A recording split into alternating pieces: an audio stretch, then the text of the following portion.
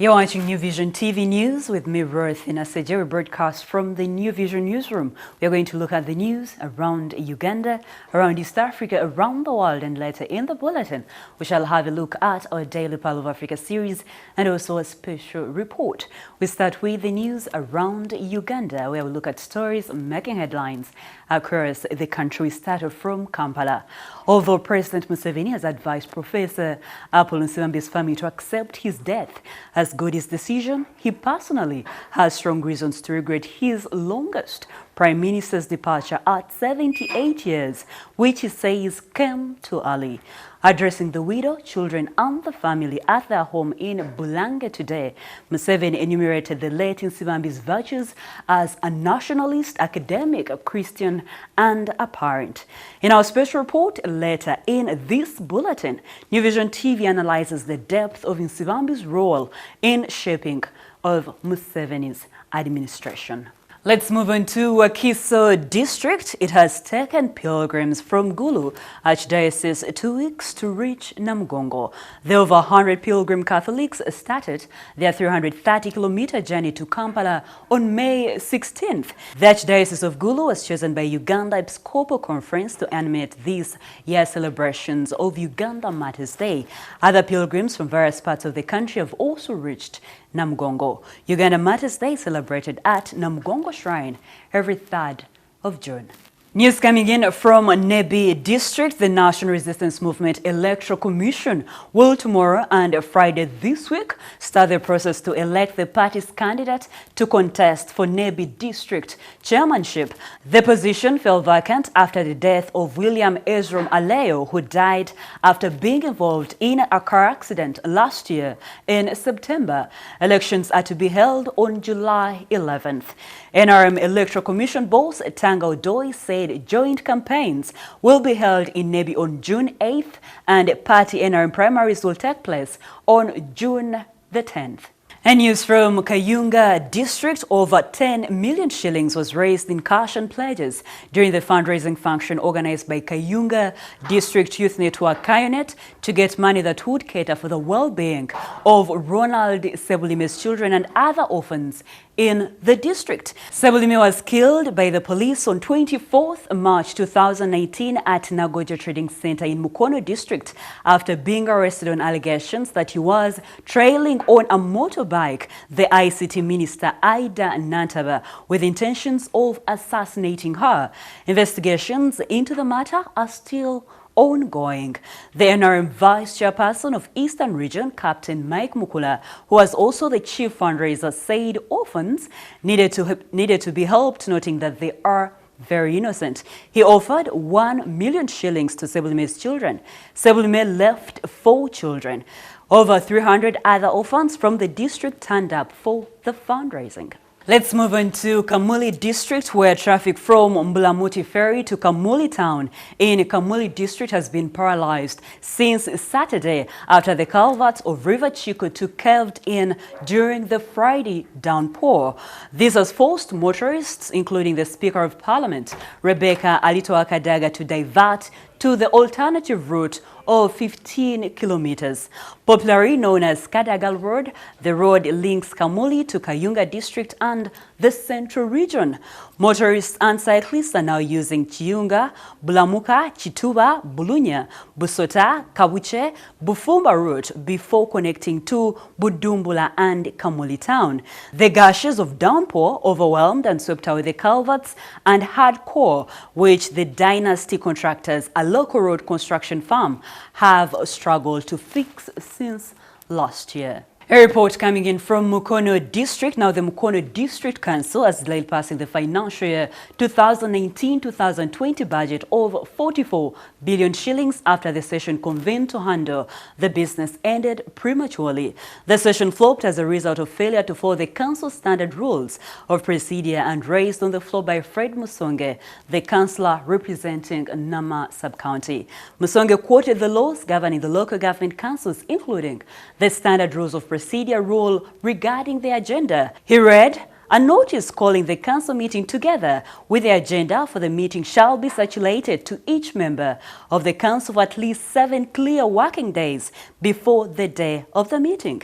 He added that for them as the honorable councillors of that council, they had just found the files with the agenda, and by the time the council started, they had not yet known the documents in the files.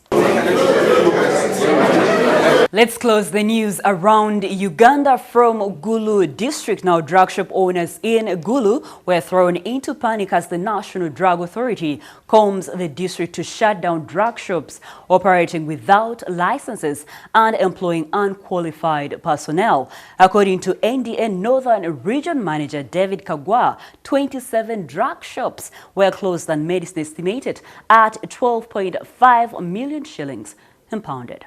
Let's take a look. Drug shop owners in Gulu have been thrown into panic as the National Drug Authority calls the district to shut down drug shops operating without licenses and employing unqualified personnel. According to the NDA Northern Region Manager David Kagwa, 27 drug shops were closed and medicine estimated at 12.5 million shillings impounded. Tears of drug shop owners in Gulu are flowing freely as National Drug Authority operation sweeps the district to crack down on quack chemists. A drive through the district left several unlicensed drug shop owners stunned as a team Mercy pleaded for mercy. If you're supposed to pay 75.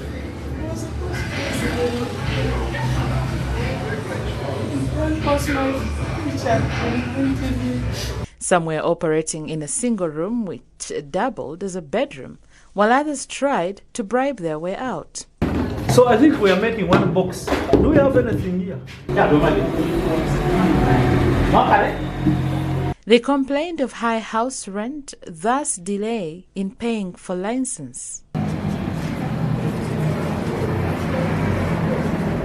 However, the Gulu District Drug Inspector Michael Shankara explains that the drug shops are required to pay only 90,000 every calendar year. Open up a drug shop. For the first time, within the municipality, you pay 165,000 shillings.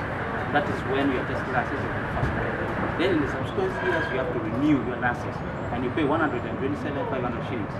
Then in the rural areas, that is outside the municipality, the person who is starting the first time pays 112,500 shillings and then renews only 90,000 shillings for 1 year.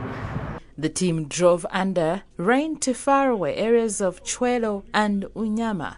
It was discovered that some of the drug shops were being operated by unqualified personnel. To close. Next time we shall arrest you if you find yes, you. Put your name here. Put your name here and see your name. You are not qualified, so here don't put. Put your name. Is that your brother or you are the wife? That should be the husband. Okay, put your name. The husband put your name. The authority also found expired drip water and government medicine on sale. However, some drug shop owners claim they buy these medicines from pharmacies. This one I bought it from Gulu Pharmacy. Gulu Pharmacy. Yes. See the government of Uganda's drugs because that's the government of Uganda. You know, like these things here, I don't know because even at times, like there was a time I bought normal saline and dextrose. So from the outer part, you see the normal sign, but when you open, you get the government of Uganda. According to the National Drug Authority Northern Region Manager David Kagwa, out of the 43 drug shops that were inspected, 27 were closed and medicine estimated at 12.5 million impounded. Report by Joseph Omagol for New Vision TV.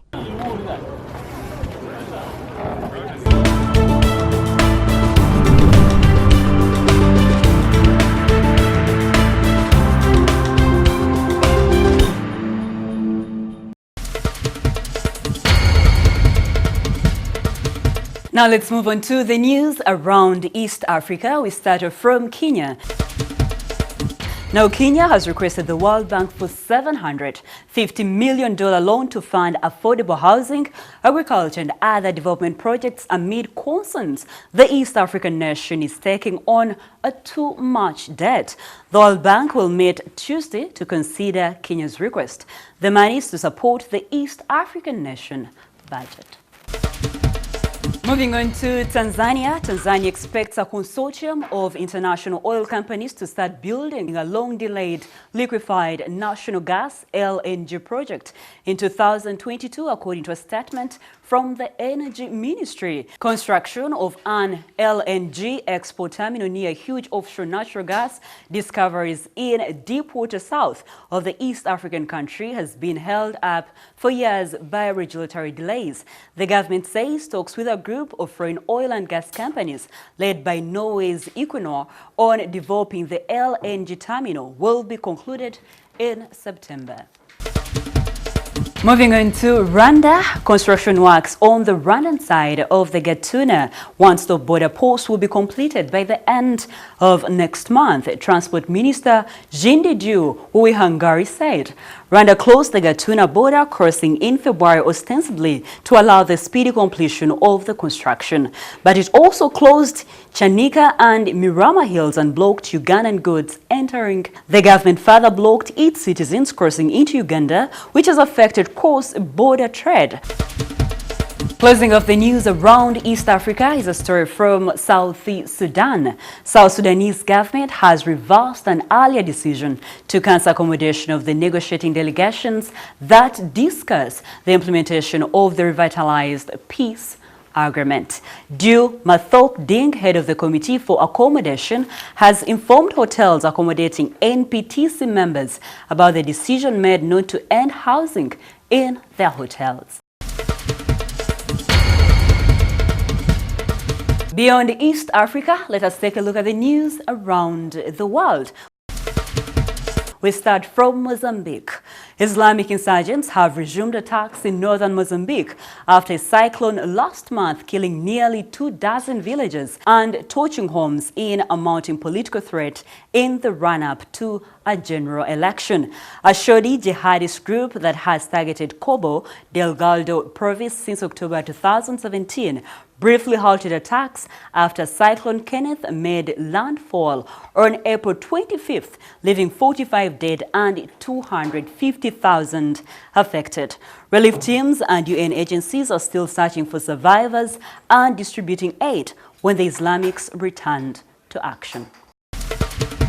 And news from Ghana. Following in the footsteps of Malawi, Ghana has become the second African country to roll out the world's first proven anti-malaria vaccine.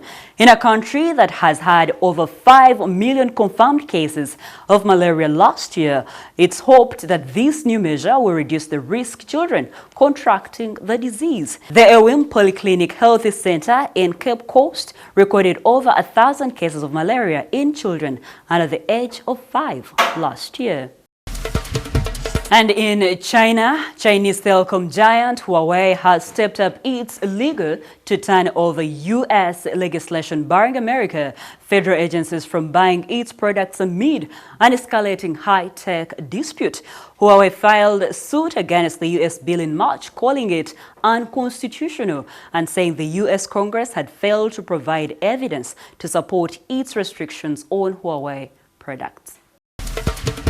Closing of the news around the world is a story from Australia. An Australian teen who egged a far-right senator over his offensive comments about the Christchurch mosque attack says he has donated almost 69,000 US dollars raised for his legal defense to the victims of the shooting.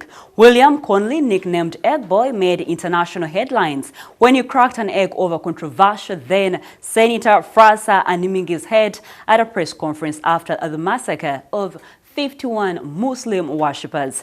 Aning, who has since lost his seat in Australia's parliament, triggered outrage by claiming the attack in neighbouring New Zealand was the result of Muslim immigration to the country.